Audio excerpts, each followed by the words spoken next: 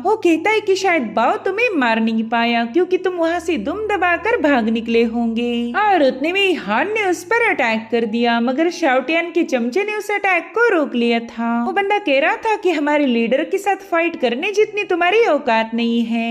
हालांकि हान उसे जोरों से जमीन पर पटक देता है। वो कह रहा था कि एक क्लैन लीडर नहीं बल्कि क्राउन पहना हुआ एक बंदर है। पता नहीं तुम लोग इसके इतने तलवे क्यों चाट रहे हो। यहाँ पर हान ने हवा में जंप लगाते हुए इस बंदे पर एक और हमला कर दिया, मगर वो हान को पीछे पुश करते हुए अपने स्पीयर को घुमाने लगा। वो कह रहा था कि शायद मैंने तुम्हें अंडर एस्टिमेट किया था। जिसके बाद वो बंदा हवा में जंप लगाते हुए वायलेंट मून टेक्निक का यूज कर हान पर एक जोरदार स्लैश अटैक रिलीज कर चुका। ये हमला इतना ज्यादा भयानक था जिसके चलते वहाँ पर एक ब्लास्ट हो गया। अब इन सभी लोगों को लग रहा था कि हान मारा गया होगा, मगर उसे छत से लटका हुआ देख के सभी लोग शॉक हो गए। शाओटियान अपने चमचों से कहने लगा कि अभी के अभी इसके टुकड़े टुकड़े कर दो। तो बंदा अटैक करने के लिए रवाना हो गया, मगर हान उस पर एक ही स्ट्राइक हिट करके उसकी बॉडी को एक्सप्लोड कर चुका था। और शाओटियान से कहने लगा कि चलो अब अगला नंबर तुम्हारा है। जिस पर शाओटियान कहता है अरे हाँ चलो देखते हैं तुम मुझे कैसे मार पाओगे। यहाँ पर जियांग हान उस बंदे पर कई सारे हमले करने की कोशिश करता है, मगर शाओटियान यहाँ से वहाँ मूव होते हुए हान को कपड़े जैसे पटक चुका था। वो कह रहा था बच्चे तुम्हारे पास मुझे मारने का कलेजा तो है, बस ताकत की थोड़ी सी कमी पड़ गई। उतने में हान काफी जोर जोर से हंसने लगा। वो दोबारा से बर्सर्क स्टेट में जा चुका है। वो कह रहा था कि क्या वाकई तुम्हें ऐसा लगता है, चला जा और मेरा मुकाबला कर। जिस पर शाओटियान कहने लगा कि शायद तुम डिमोनिक पाथ में एंटर कर चुके हो, अब तुम्हें खत्म करके मुझे अपने राइचसनेस का कर्तव्य पूरा करना होगा। साथ ही हॉल में मौजूद सभी लोग कह रहे थे कि ये बंदा तो पूरी तरह से बदल गया। इधर हान बड़े स्टाइल के साथ शाओटियान को अटैक करने के लिए बुला रहा था, तो शाओटियान भी अपनी रॉयल पावर को एक्टिवेट कर उस पर हमला करने की कोशिश करने लगता है, मगर हान तो यहाँ से वहाँ गायब होकर उसके अटैक को मिस करने लगा। इधर वो दूल्हे राजा यानी कि वो बूढ़ा हॉल मास्टर अपने चमचों को बता रहा था कि मिस्टर्स नेदर रेल्म पर जाने के बाद ही कोई भी कल्टीवेटर अपनी डिवाइन एबिलिटीज को अवेकन कर सकता है। और रही बात इस बच्चे की, तो ये सिर्फ पर्पल मैंशन के 7वें लेवल पर है। इसके पास कोई डिवाइन एबिलिटी नहीं होगी, ये तो बस एक लूजर है। बस कुछ ही देर और स्ट्रगल करके मारा जाएगा। इधर हान शाओटियान के अटैक को काउंटर कर उसे पीछे पुश कर चुका था, जो देख शाओटियान गुस्से में आकर उसके पेट में एक जोरदार पंच हिट कर देता है। हालांकि हान को तकलीफ होने के साथ साथ हंसी भी आने लगी थी, और फिर वो बंदा अचानक से ही गायब हो गया। शाओटियान तो उसे इधर उधर ढूंढ रहा था कि तभी हान उसके पीछे से आकर उसे धीरे से कहने लगा कि जिंदा बचने के लिए स्ट्रगल मैं नहीं बल्कि तुम कर रहे हो। और फिर वो अपनी ब्लेड उस बंदे के आर पार घुसा चुका। जियांग कह रहा था कि ये हमला हमारे ग्रैंड एल्डर के बिहाफ में है, जिन्हें तुमने बुरी तरह से टॉर्चर किया।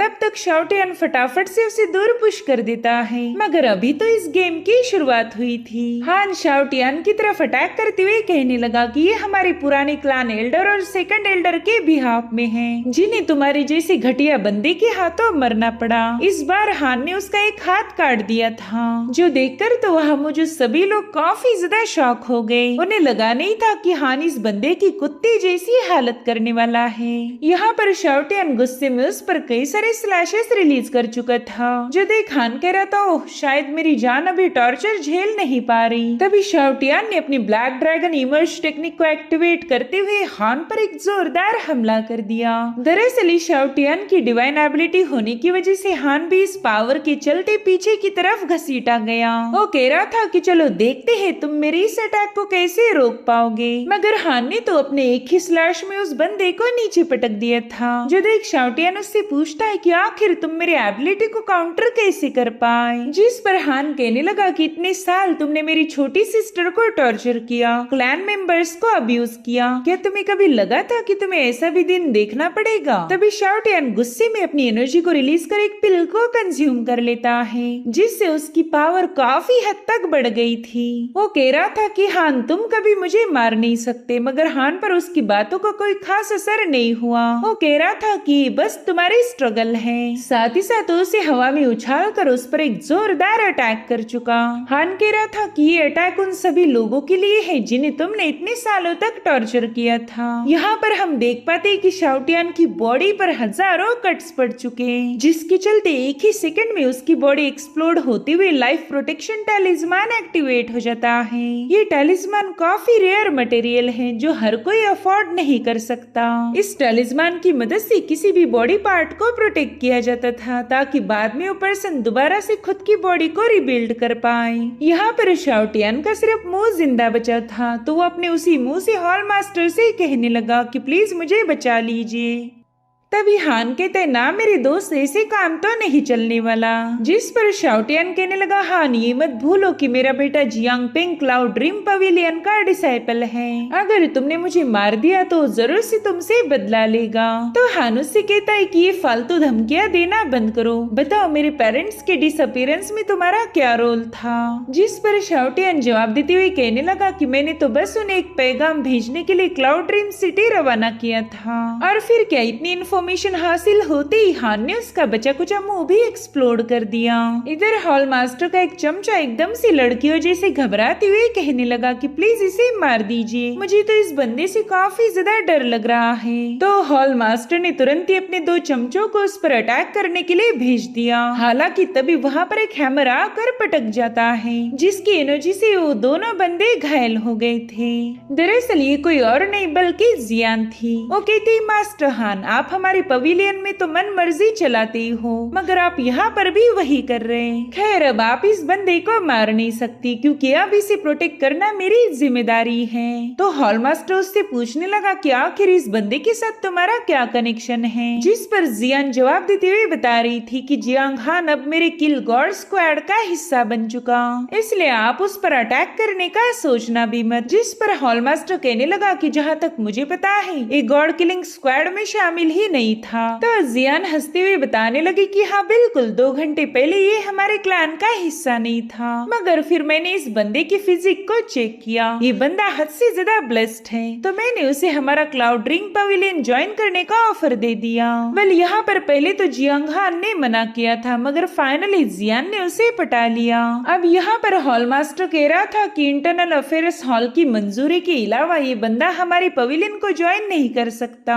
अगर ये हमारे पवेलियन का डिसाइपल बनना चाहेगा तो पहला इसे चेनजोंग से मंजूरी लेनी पड़ेगी, इसलिए अब तुम बेवजह इसे प्रोटेक्ट करके पवेलियन के रूल्स को ब्रेक मत करो। जो सुनते साथ ही जियान अपनी रॉयल पावर को एक्टिवेट करते हुए कहने लगी कि शायद तुम लोग भूल गए हो कि मैं अपने बनाए रूल्स पर चलती हूँ, मैंने आज तक कोई भी पवेलियन का रूल फॉलो नहीं किया, मगर अब आप जीत पर अड़े ही हो तो मुझे आप पर हमला करना होगा। जिसके बाद उसने हॉल मास्टर पर अटैक कर दिया। तब तक हॉल मास्टर ने अपने आसपास एक पावरफुल शील्ड बना ली थी, जिसकी मदद से वो जियान के अटैक से जैसे तैसे खुद को बचा लेता है। साथ ही साथ उसे ना चाहती हुई जियान की बात को मानना पड़ा, जो देख जियान भी काफी ज्यादा खुश हो गई। वो कह रही थी कि जब आगे चलकर मैं पवेलियन की हेड बनूंगी तब आपको एक एल्डर बनाने वाली हूँ, बस तब तक ऐसी कोई हरकत ना करना जिसके चलते मुझे तुम्हें खत्म करना पड़ जाए। अब जियान हान को अपने साथ अपने पवेलियन ले जाने के लिए तैयार हो जाती है। हान भी ग्रेटफुल था कि इस बंदी ने उसकी इतनी मदद की। तब तक जियान सीटी बजाते हुए अपने टाइगर को भी वहाँ पर बुला लेती है, जो कि लियार और ग्रैंड एल्डर को अपने साथ लाया था। यहाँ पर लियार तो सीधे जाकर अपने भाई के गले लग गई। वो रोते हुए बता रही थी कि ग्रैंड एल्डर बुरी तरह से घायल है,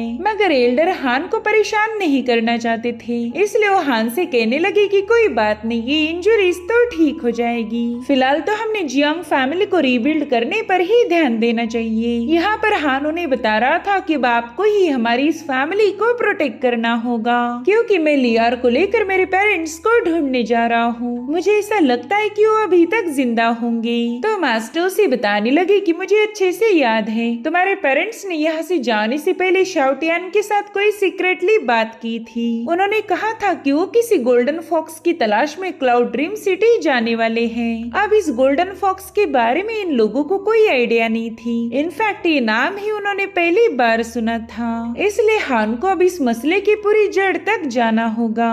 अब ये दोनों भाई बहन एल्डर के सामने अपना सिर झुकाते हुए उनका शुक्रिया अदा करने लगे, क्योंकि एल्डर ने इतने सालों तक उनकी हिफाजत की थी। वहीं पर लियार एल्डर के लिए काफी ज्यादा रोने लगी। एल्डर भी इन दोनों को इमोशनल होकर गले लगाते हैं। वो बता रही थी कि तुम्हारा आगे का सफर काफी ज्यादा खतरनाक होगा, तो तुम्हें हमेशा केयरफुल रहना है। जैसे ही तुम्हारा ये मिशन पूरा हो जाए अपने घर वापिस आ जाना। और अब ये लोग अपना घर अपनी फैमिली छोड़कर एक नए सफर के लिए रवाना हो गए। यहाँ पर जियांग खान को अपनी फैमिली से दूर जाना काफी ज्यादा बुरा लग रहा था और उतने में ही टियानी उससे बात करने पहुँच गई। वेल इस बंदी को जियांग खान के अलावा और कोई देख नहीं सकता। वो हान से पूछती कि बताओ फिर तुम बीस्ट का ब्लड एसेंस कब कलेक्ट करने वाले हो, जिस पर हान जवाब देता है कि जब सब कुछ सेटल हो जाए मैं तुमसे की हुई डील को भी पूरा करूंगा। अब सीन शिफ्ट होकर हमें क्लाउड ड्रीम सिटी दिखाई गई जो कि काफी ज्यादा प्रॉस्परस और खूबसूरत थी। वहीं पर जियानी ने बताने लगी कि ये हेवनली फॉक्स माउंटेन की सबसे लार्जेस्ट सिटी है। इधर टियानियो को तो कैंडिड हाउस खाने का काफी ज्यादा दिल करने लगा, मगर अफसोस ये बंदी इन चीजों को हाथ नहीं लगा सकती। इसलिए वो इरिटेट होकर कह रही थी कि जैसे ही मैं फिजिकल बॉडी को अचीव करूंगी तब ऐसे ही हजारों लाखों डेलिकेसीज पर टूट जाऊंगी। मैं इस दुनिया में मौजूद हर एक डिश को ट्राई करने वाली हूँ। इधर जियानो ने एक माउंटेन दिखाने लगी। वो कह रही थी कि ये है इमॉर्टल एसेंट पीक जहाँ मेरी मदर और पवेलियन के कई सारे पावरफुल एल्डर्स का रेसिडेंस है। साथ ही टियानियो हान को बता रही थी कि यहाँ पर मुझे बहुत ही प्योर स्पिरिचुअल एनर्जी महसूस हो रही। अगर तुमने मन लगाकर कल्टीवेट किया तो तुम्हें काफी ज्यादा फायदा मिलेगा। अब जियानी ने लेकर किलिंग गॉड यार्ड में पहुंच गई। विल इस जगह को यहाँ के डिसाइपल अपने कच्चे सुखाने के लिए यूज करते थे और अब यहीं पर हान और लियार को रहना पड़ेगा। हान तो इस लोकेशन पर भी खुश था। उसकी इतनी ख्वाहिश है कि वो लोग जहाँ भी रहे वहाँ बस लियार सेफ रहनी चाहिए। यहाँ पर हमें एल्डर लियो भी दिखाए गए जो कि इस हॉल पर नजर रखते थे। अब जियान के वहाँ से जाने के बाद एल्डर लियो हान को इंटरनल अफेयर्स हॉल में जाकर अपना नाम रजिस्टर करवाने के लिए बोल रहे थे ताकि हान यहाँ का एक डिसाइपल बन जाए। इसलिए जियांग हान तुरंत ही वहाँ पर पहुँच गया, मगर उसे ये कहकर रिजेक्ट किया गया कि वो इतना पावरफुल है ही नहीं जो कि पवेलियन का किलिंग स्क्वाड ज्वाइन कर पाए। और डिसाइपल तो हान को बुरी तरह से जलील कर रहा था। वो कहता है कि तुम पर्पल मैंशन की 7वीं लेवल पर होके भी बैटल हॉल को ज्वाइन करने के सपने देख रहे। जाओ जाओ घर जाकर खेती करो। यहाँ पर हान को समझ आ गया था कि भले ही जियान यहाँ की सक्सेसर है, मगर उसकी मदर के सामने उसकी एक नहीं चलती। वहीं पर छोटू सी लियार अपने भाई से कहने लगी कि प्लीज आप मायूस मत हो, ये दुनिया बहुत बड़ी है तो हम कहीं पर भी गुजारा कर लेंगे। वैसे भी जहाँ मेरा भाई है वही मेरे लिए घर होगा।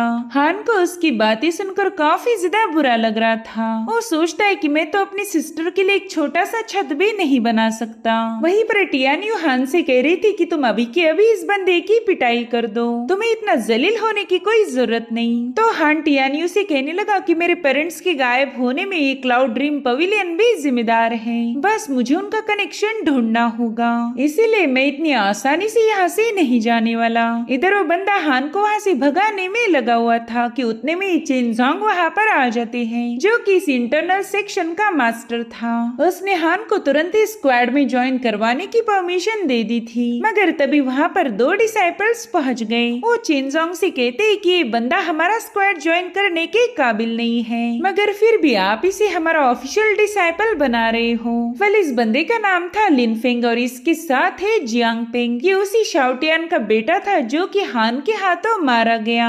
अब यहाँ पर लिनफेंग की काफी ज्यादा चलती थी, तो उसकी बात सुनकर चेनजोंग हान से कहता है कि देखो मैं मेरी साइड से तुम्हें एक मौका देने वाला था, लेकिन बैटल हॉल के डिसाइपल ऐसा नहीं चाहते। उनके हिसाब से तुम कमजोर हो, इसलिए अब तुम्हें यहाँ से वापस जाना होगा। जिस पर जियांग हान कह रहा था कि मैं अपनी काबिलियत साबित किए बिना यहाँ से नहीं जाऊंगा। तो चेनजोंग तुरंत ही उसका ये चैलेंज एक्सेप्ट कर लेता है। वो कहने लगा कि ये बैटल हॉल के मिस्टिक वॉइड रेल्म के कल्टीवेटर्स हैं, तो तुम्हें एक साथ ही इन तीनों का मुकाबला करना होगा। अगर तुम इन तीनों को हरा पाए तो बहुत अच्छा, लेकिन अगर तुम इन्हें घायल भी कर दो तो भी मैं तुम्हें ज्वाइन करवा लूंगा, क्योंकि ये लोग तुम्हारे मुकाबले हद से ज्यादा पावरफुल है। इधर वो तीनों डिसाइपल कहने लगे कि बस अब इस बंदे को उसकी औकात याद दिलानी है ताकि ये फ्यूचर में कभी गलती से भी हमारे पवेलियन में एंटर न कर पाए। अब उन तीनों ने अपनी पावर्स को कंबाइन करते हुए वहाँ पर एक फॉर्मेशन सेटअप किया, जिसके बाद वो डीमन सबड्यूइंग टेक्निक का यूज करते हुए इस पर एक जोरदार हमला कर चुके।